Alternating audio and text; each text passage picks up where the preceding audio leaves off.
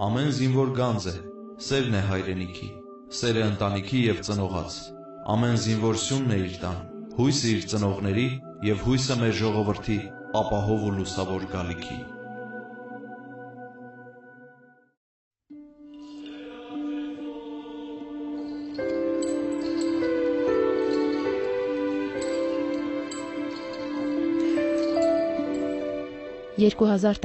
թվական հունվարի 28 Հայոց բանակի օրվան նվիրված պատարագ է մատուցվում Մայրաթոր Սուրբ Էջմիածնում։ Հանդիսակատարը զինված ուժերի հոգևոր առաջնորդ Տեր Վրդանես եպիսկոպոս Աբրահամյանն է։ Օրը պատմական է։ Սրբազանն ընթերցում է ամենայն հայոց կաթողիկոսի սրբատար կոնդակը նվիրված բանակի 20-ամյակին։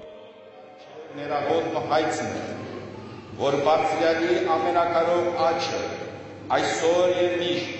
Հովանի լինի ու պահպանի հայրենաց պաշտպան մեր սիրեցյալ որդիներին։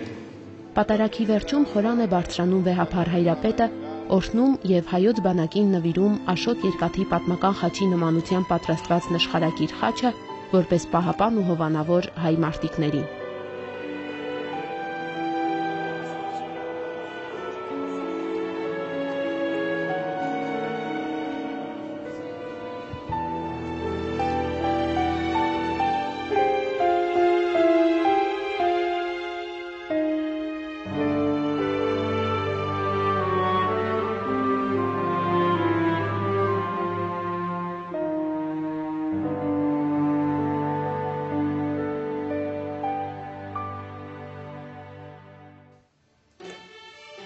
Աշոտ Երկաթի օրհնաբեր խաչը շրջել է մեր հայրենիքի սահմանամերձ բոլոր զորամասերով, առաջին գիծ հասցրել Մայրաթորի օրհնությունն ու սերը։ Սահմանային հենակետերով անցնելուց հետո խաչը հանդիսավորությամբ հանգրվանել է Պաշտպանության նախարարի ընդունարանում, հայոց պետական ու զինվորական դրոշների կողքին։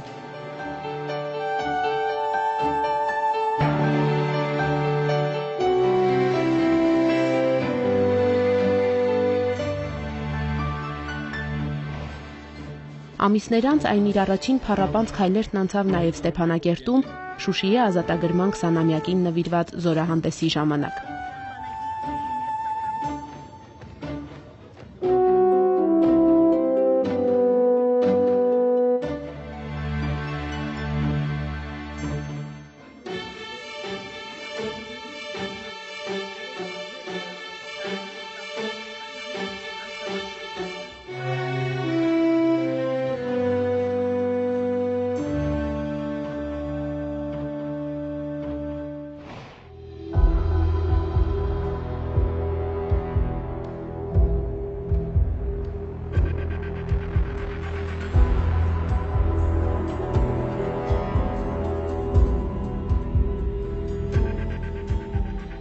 Հայրենիքի խաղաղ կյանքի եւ ժողովրդի ապահով գալիքի տեսիլքով ծնունդ առած մեր բանակն ավելի քան 2 տասնամյակ ճանապարհ է անցել։ Պանծալի հաղթանակներով իր պատմությունը կերտած բանակի կողքին հայոց եկեղեցին է։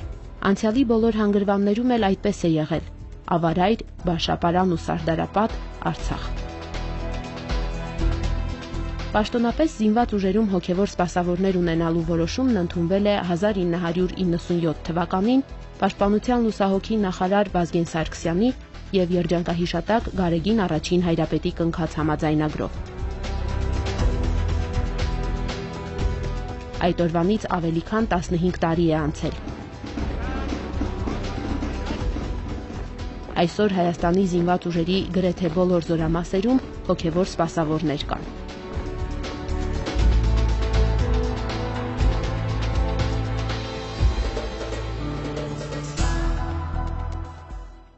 Դա այն կարևորագույն նախապայմանն է այսօր, այն հոգևոր, բարոյաքեբանական կռվանը, որ հնարավորություն է տալիս հայ զինվորին լինել ուժեղ ոչ միայն ֆիզիկապես, սպառազինության եւ այլ առումներով, այլ նաեւ հոգեորապես, որ ըստիս ավելի առաջնային է, քան նշած նախորդ երկու պայմանները։ Ինչու՞, որովհետեւ հոգեպես զինված մարտիկը վստահ, որ թիկունքում ունի նյութական եւ հոգեվոր արժեքներ, սրբություններ, ունի գիտակցությունը քրիստոնեական ընկալման, կյանքի եւ մահվան վերաբերյալ, նման առավելություններով կամ կտականյան հայտնի խոսքերով ասված սպառազինված մարտիկը, նաև հոգևոր մարտիկը, եթե կուզենաք իմանալ,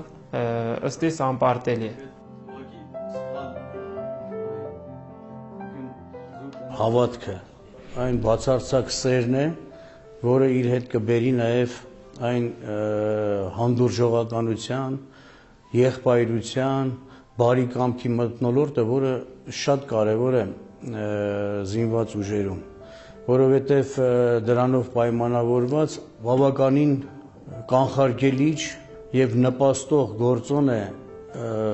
միջանձնային հարաբերությունների պահպանման համար։ Մեր զինվորների կողքին են 5 տասնյակից ավելի հոգևորականներ, աբեղաններ, քահանաներ, սարկավագներ։ Նրանց ղեկավարում է զինված ուժերի հոգևոր առաջնորդը Վրդանես Սրբազանը։ Նա գրեթե միշտ ներկա է լինում զորամասերում կազմակերպվող հոգևոր միջոցառումներին եւ եկեղեցական տոներին, հաճախ անձամբ անցկացնում հանդիսությունը։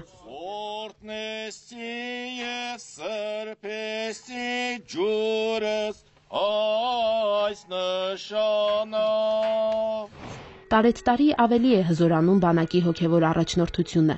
Այն իսկապես զորքի մի մասն է դարձել կարևոր օղակներից մեկը։ Անկախության 20-ամյակի զորահանդեսին հոգևորականների մասնակցությունը հենց այդ էր վկայում։ Պատմության մեջ առաջին անգամ զինվորական շարասյունների հետ հրապարակ դուրս եկավ նաև հոգևորականների շարասյունը բանակի հոգևոր առաջնորդության դրոշով։ Զինված ուժերի հոգևոր սպասավորներին ողջույն։ Նորավորում եմ ձեզ Հայաստանի անկախության 20-րդ տարեդարձի արդիվ։ Դա պարզ հանդես չէր կարծում եմ ես համար եւ անձնապես ինձ համար հրաշալի մի երևույթ, երբ ես ինձ իսկապես պատկերացնում եմ իմ հայրենիքի զինվորը։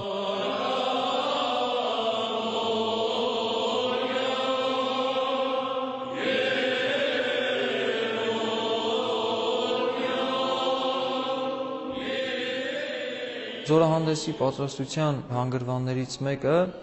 եւ կարծում եմ ես համար պատմական մի շատ կարեւոր ուրեմն այսպես իրադարձություն դա հոգեոր առաջնորդության դրոշի, ես կուզեի ասեմ մարտական դրոշի օրհնության պահն էր։ Եվ ամենակարևորը, որ շատ տպավորիչ էր, երբ մենք բոլորս Վեհապար Հայրապետի գլխավորությամբ ծնկի գալով համբուրեցինք մեր մարտական դրոշը։ Զորահանդեսից մի քանի օր հետո մասնակից հոգևորականները պարգևատրվեցին Պաշտպանության նախարարության մեդալներով։ Արարողությունը Վայոց ձորի Զորաց տաճարի բաց խորանի առջև էր, որտեղ պատմության վկայությամբ ամեն մարտից առաջ օրհնվել եւ աղոթել են մեր նախնիները։ Շքանշանը երևի թե ամեն մարդու կյանքում մի բան պետքա պատմի։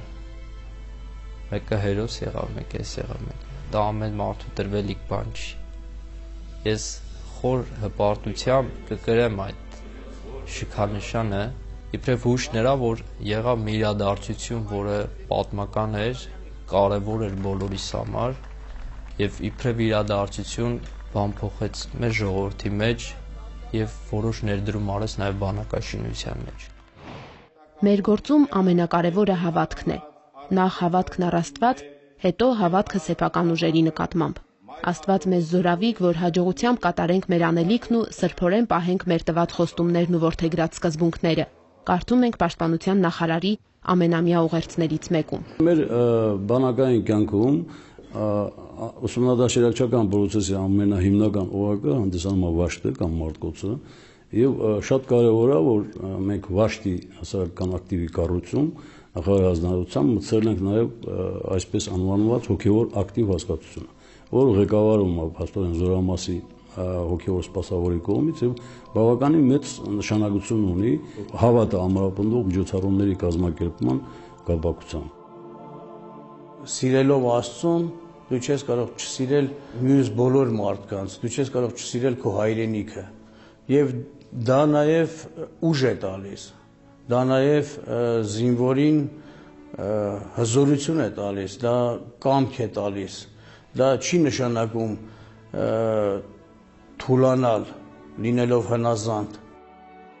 Նախարարը մի քանի տարի առաջ Սուրբ Ծննդյան պատարագի ժամանակ մայրավանքում ստանձնեց Ջրօրհնեքի խաչի կնքահոր պատասխանատու պարտականությունը։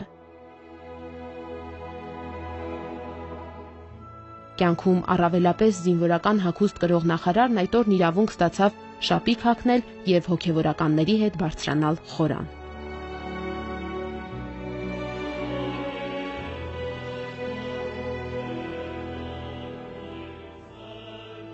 Առավել հպարտություն զգացա այն պահին, երբ որ արդեն թափորի մեջ շարքում խաչը բերեցինք Վեհարան եւ այդ ճանապարհին որքան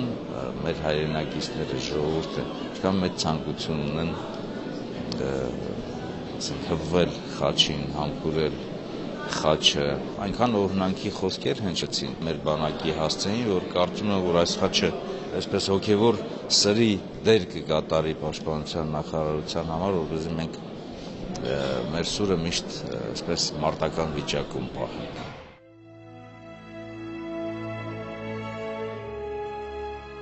Վեհափար Հայրապետի օրհնությամբ նախարարն ու զինված ուժերի հոգևոր առաջնորդը ջրօրհնեքի խաչը տարան առաջին գիծ, Մայրաթոռի օրհնությունը հասցնելով նաև սահմանապահ մեր մարտիկներին։ Ըստ հայրենի պետությունս, ըստ պաշտպանության նախարարությունս, ըստ սահմանս սորա, ըստ զորագունդս եւ ըստ զինվորս, երթայքի խաղաղություն եւ Տեր Հիսուս Քրիստոս եղեցին ձեզ եւ ընդամենեսյանսը։ Ամեն։ Սպասումը կար դեպի խաչը եւ նաեւ իր զորության արտացոլանքը կար, որովհետեւ իրենց աշկերի մեջ ամեն ինչ գրված էր արդեն իսկ, որ իրենք մոտենում են սրբությանը։ Սրբություն, որը խորհրդանշական է, սրբություն, որը պետք է իրոք իրենց պահապան լինի, որովհետեւ զինվորականը, երբ որ դիրք է պահում, նա չի կարող առանց հավատքի մղումով կանգնել եւ անառիկ պահել հայոց սահմանի այդ դարպասները։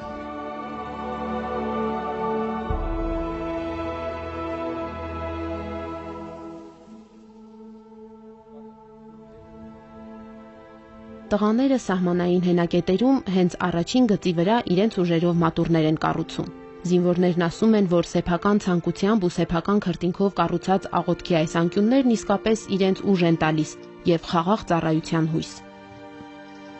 Հրամանատարական կազմի աջակցությամբ եւ զինծառայողների անմիջական մասնակցությամբ մատուռներ են կառուցվել նաեւ 10-ից ավելի զորամասերում։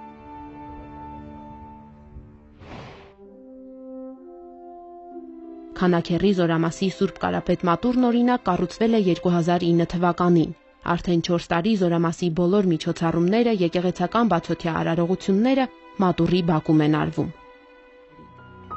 Ես հաճախ եմ այցելում առանձին մոմ եմ վառում հիմնականում ծնողներիս համար, ծնողներիս մեր զինվորների համար, որ բարի ծառայություն լինի, երկրի խաղաղություն լինի։ 2012 թվականի դեկտեմբերին Վրթանես Սրբազանն օրհնեց նաև Վազգեն Սարգսյանի անվան ռազմական ակադեմիայի բակում կառուցվելիք եկեղեցու հիմքերը։ Վեմ քարերը տեղադրելու պատվին արժանացել էին զինվորականներ սպայական եւ հրամանատարական կազմից։ Շատ զորամասերում Սրբազանի օրհնությամբ խաչքարեր են տեղադրվում, որոնք հաճախ պատրաստում են իրենք շնորհաշատ զինվորները։ Կրթությունը թերի է, եթե չկա հոգևոր կրթություն եւ հոգևոր օջախ, որտեղ յուրաքանչյուր սպա, որն ավարտում է դուրս է գալիս ռազմական ինստիտուտի տարածքից, չստանա նաև հոգևոր, իր հետ չտանի այս ինստիտուտից հոգևորը։ Զորամասի հոգևորականը զինվորի սրտակից ընկերն ու բարեկամն է դառնում կարճ ժամանակահատվածում։ Հատկապես միջանձնային հարաբերությունների ճիշտ ձևավորման հարցում կարևոր է նրա դերը։ Ինքը զինվոր եմ եղել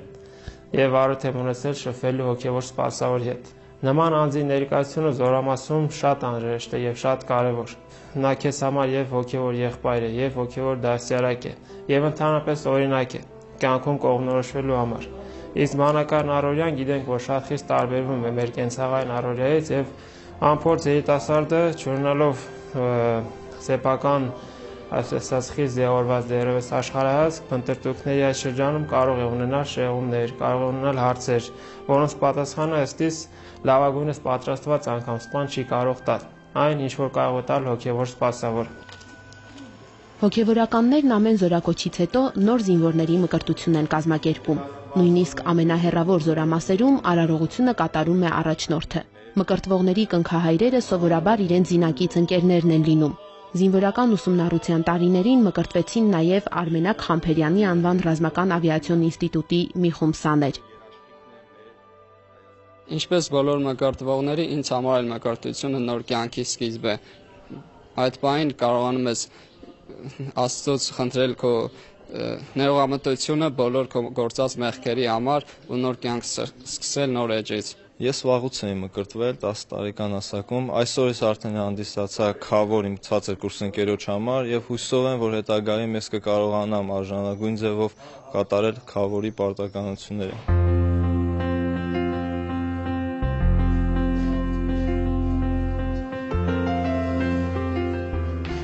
Բանակի հոգևոր սպասավորների ջանքերով Զորամասերում կազմակերպվում են ինտելեկտուալ խաղեր, ստեղծվում գրադարաններ։ Գրքեր զինվորին բարեգործական ծրագրով 3 ամսվա ընթացքում հեռավոր Զորամասեր է հասել մոտ 15,000 կտոր գիրք։ Կազմակերպիչ Սարգսակը նշում է, որ ծրագրին արձագանքել են տարբեր մասնագիտության եւ տարիքի մարդիկ։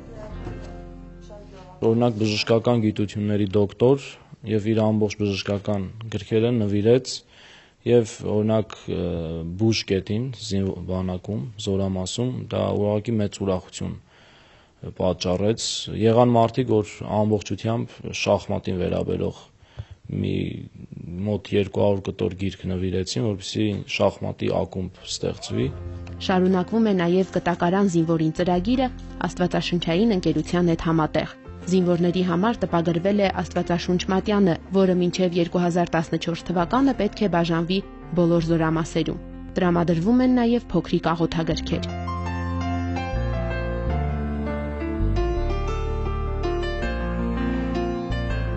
Հոգևորականները նաև ուխտագնացություններ են կազմակերպում։ Զինվորներին տանում հայրենի սրբավայրեր, ծանոթացնում մեր պատմությանը։ Տղաները մասնակցում են պատարագի սրբազան արարողությանը, հաղորդություն ստանում։ Խորհրդանշական է, որ Սուրբ Հարությանը նախորդող ավագ հինգշաբթի կատարվող ոտնլվայի արարողությանը նաև զինվորներ են մասնակցում։ Մենք որպես այս երկրի անկախության սահմանների պաշտպանները նաև պետք է գիտակցություն ունենանք, որ մեր նախնիների նման նաև մեր հավատի պաշտպաններն ենք եւ այդ սուրբ գործը կրողները։ Այսպես, եթե շարունակվի, յուրաքանչյուր զինվոր իր մեջ իրոք ուժ կգտնի դառնալու հայրենիքի իսկական պաշտպանը։ Բանակի լավագույն գործակիցը մնում է եւ կա հայ առաքելական Սուրբ եկեղեցին։ Դրանք այն երկու կայացած կառույցներն են, որոնք անհամատեղելիորեն իրարից տարբեր են, բայց նաեւ անհամատելու են իրար նման։ Եվ այդ երկու կառույցների համատեղ գործունեության, լավագույն գործունեության, արդյունավետ գործունեության արդյունքում է, որ միայն մեր ազգը կարողանա կերտել իր ներկան ու նաեւ հուսալի անվտանգ ապագան։ Եվ մաղթանքս է, որ յուրաքանչյուրս մեր տեղում, մեր դերում մնանք գոտեպնդված, հավատով եւ մանավանդ լավատես, որ հաղթանակը մերն է լինել։ Օրհնում ենք եւ մաղթում ենք, որ խաղաղ ծառայի մեր զինվորը, խաղաղ լինեն մեր սահմանները եւ արդյունքում, որ ամեն մի ծնող իր սրտի մեջ, իր մտքի մեջ միշտ կարողանա աղոթի իր զավակի համար, իր զավակն էլ պաշտպանի իր ծնողին, իր սրբությունները եւ իր հայրենիքը։ Մեր մաղթանքն է, որ այսուհետ եւ սրանից հետո էլ մեր բանակը քանի գնա այնքան հզորանա։ Կայուն լինի նրա շարքերը, ամուր լինի նրա միտքն ու ոգին եւ դրանով իսկ ապահովի մեր անդորը եւ մեր խաղաղ ապագան։